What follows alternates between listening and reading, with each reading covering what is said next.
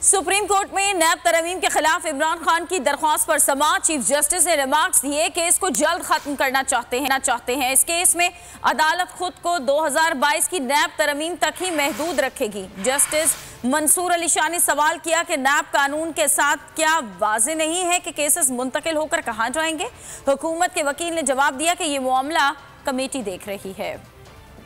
नैब तरमीम के खिलाफ इमरान खान की दरख्वास्त दौरान समाअत सुप्रीम कोर्ट के अहम रिमार्क्स। चीफ जस्टिस ने कहा, बहुत से अहम मामला गौर तलब हैं। इस केस को जल्द खत्म करना चाहते हैं। अदालत खुद को 2022 की नैब तरमीम तक ही महदूद रखेगी। जस्टिस मंसूर अली शाह ने सवाल किया कि नैब कानून के साथ क्या वाज़ेह नहीं है कि केसेस मुंतकिल होकर कहाँ जाएंगे। इस पर हुकूमत के वकील का कहना था, ये मामला कमेटी देख रही है। वकील वफाकी हुकूमत मखदूम अली खान का कहना था, दरख्वास्त में पटिशंस को तरमीम का आइन की शिकों से मुतसादिम होने से मुताल्लिक बताना होता है। इमरान खान के 47 कानूनी सवालात में सिर्फ 4 में नैब तरमीम के साथ आईनी शिकों का हवाला दिया गया है। इमरान खान ने दरख्वास्त में इम्पोर्टेड साजिश का जिक्र भी किया है। चीफ जस्टिस ने रिमार्क्स दिए कि आपने तो दरख्वास्त का फोरेंसिक ऑडिट कर दिया। समाअत 21 फरवरी तक मुलतवी कर दी गई।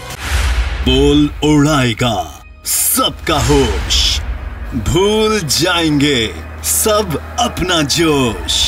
देखिए पाकिस्तान की सबसे बड़ी PSL ट्रांसमिशन सकलैन मुश्ताक, रमीज राजा, सुहेब अलवी, जमील फारूकी और फहीम खान के साथ खेल का जुनून रोजाना रात 11 बजे सिर्फ बोल न्यूज पर। सब्सक्राइब करें और बेल दबाएं ताकि कोई खबर रह न जाए।